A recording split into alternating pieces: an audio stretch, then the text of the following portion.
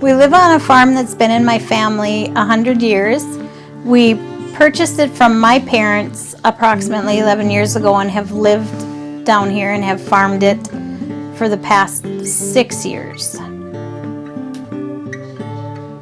I started farming shortly out of high school. Me and my wife were not married yet. I had 10 cows and my wife took care of them because I was working. Now we have 50. And it's been a slow, steady build to this point. We hope to get, before retirement, to be about 75 cows to use for retirement money.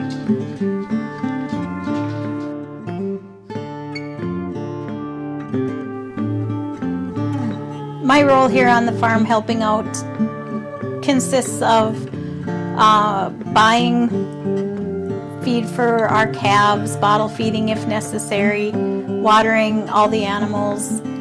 Brett takes care of all the big chores, feeding hay, vaccinations. I help out with that as well, but very minimally. Farming is our secondary job. It's not really a job, it's a job, but it's our relaxation as well. We both work full-time outside of the home for different companies, but coming home to the farm every evening is actually relaxing, even though it is work. Especially in the wintertime, when every night you come home, you got 2 hours of chores in the cold, but it always seems like it's worth it anyway. In the spring, when the cows start calving, we generally get up every 2 to 4 hours to check the cows to make sure if a cow is calving that they're not having any difficulties. If the weather is bad, we need to make sure we get the calves and the cows into the barn for shelter. Well, we usually generally start checking the cows a week to 10 days before their due date, because they're just like people. They can have a calf early, and especially that time of year, it can be 25 below zero, so a calf will not last long out there. You get them inside, dried off, and they can take 20 below zero just fine, but when they're wet coming from mama, they will not, they'll freeze. We've had, in the past, we've had to place calves in our bathtub and run them with hot water to warm them up. They've been in our office to get warmth and to be dried if the barn temperatures just aren't enough for them.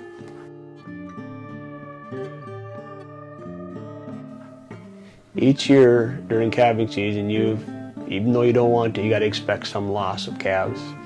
This year, so far we've lost one, and the weather is good. It should be hopefully the only one. The calf was born blind. I didn't know it for 2 days, so by the time I found it and it found that it was blind and hadn't nursed, it was just too late. I had another calf whose mother didn't have milk for some reason. I don't know why, but she just didn't have milk, so I took that calf and put it with the mother who lost her calf, and now those two are doing just fine.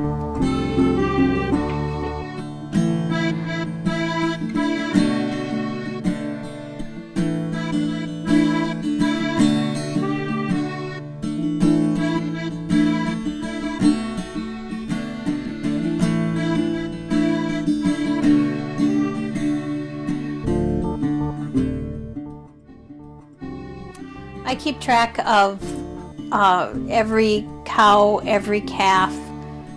We keep track of birth weights, when they were born.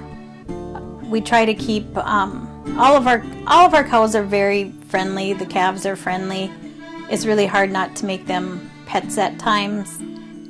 It is a business, and sometimes it's kind of hard to separate that because we like to keep them all if we could. We turn our bulls out generally around the 10th of June, the calf around the 15th of March. I usually have 2 bulls to feed my cows. In years past, I've had 2 Hereford bulls.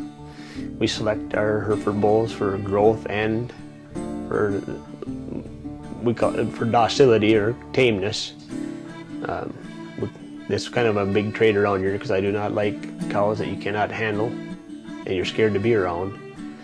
So it's kind of one of our major traits. We want to make sure that the cows are well uddered and stuff, and that comes from the bulls too. So that's another trait we look for. About the 1st of January, as I'll take my heifers out of the cow herd, the ones that are the first calf heifers, and put them up where they can get free choice hay, grain, minerals. Just so that, because they need more because they're still growing than the cows do. The cows just need to maintain their weight and get a little extra for when it gets to be late gestation period.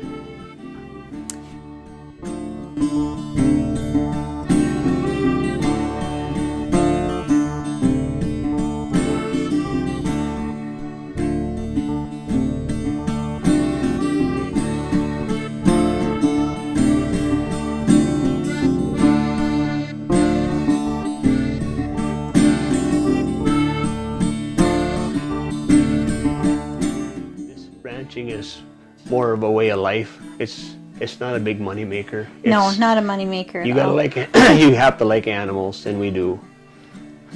That's why they're in our house.